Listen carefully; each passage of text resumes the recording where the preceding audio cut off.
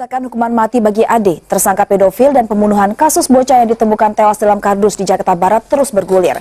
Hukuman ini dinilai pantas oleh sejumlah orang tua yang menilai pelaku pedofil sebagai teror bagi anak-anak. Lalu bagaimana cara orang tua mengetahui ciri-ciri pelaku pedofil? Berikut informasinya. Desakan demi desakan penjatuhan hukuman mati bagi Ade, pelaku pedofil sekaligus pembunuhan PNF terus bergulir. Tidak hanya warga sekitar tempat Ade menetap, desakan serupa juga mengalir dari sejumlah orang tua yang menilai perilaku pedofil sebagai teror bagi anak-anak. Wah, kayaknya mesti dihukum mati ya. Itu nggak bisa dimaafin ya kalau kayak gitu. Kita punya anak ngerasa kalau sampai anak kita disenggol dikit aja nggak terima, apalagi sampai kayak gitu. Mendingan dihukum mati seberat-beratnya. Kalau bisa disiksa dulu deh. Kalau menurut saya hanya satu, mati. Hukuman yang paling pantas untuk bagi mereka yang untuk penjahat seperti itulah. Karena supaya tidak ada lagi pelaku-pelaku lainnya dan supaya jerah.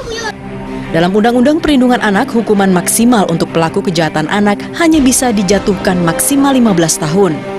Bahkan Ketua KPAI Asrorun Nia menyebut dalam beberapa kasus pelaku kerap kali lolos dari hukuman maksimal akibat minimnya bukti yang bisa dihadirkan dalam fakta persidangan. Kondisi ini jelas berbeda dengan Kitab Undang-Undang Hukum Pidana yang mengatur pelaku kejahatan anak bisa diancam hukuman seumur hidup. Sementara itu, untuk mencegah anak kita masuk dalam lingkungan berbahaya, penting bagi para orang tua untuk mengetahui ciri-ciri pelaku pedofilia. Karakteristik yang paling kentara adalah pelaku memiliki kecenderungan lebih fokus terhadap anak-anak dalam hal perhatian. Selain itu, pelaku memiliki kemampuan komunikasi yang baik terhadap anak-anak.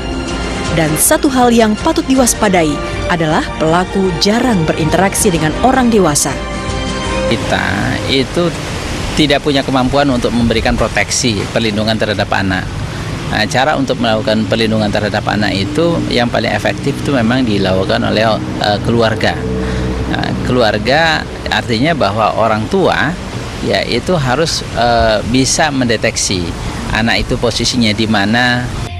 Lebih jauh, Erlangga Masdiana menyebut minimnya pengetahuan orang tua terkait lingkungan yang berbahaya bagi anak berpotensi membuka peluang anak masuk dalam radar incaran predator seksual macam pedofilia. Tim Liputan MNC Media, Jakarta.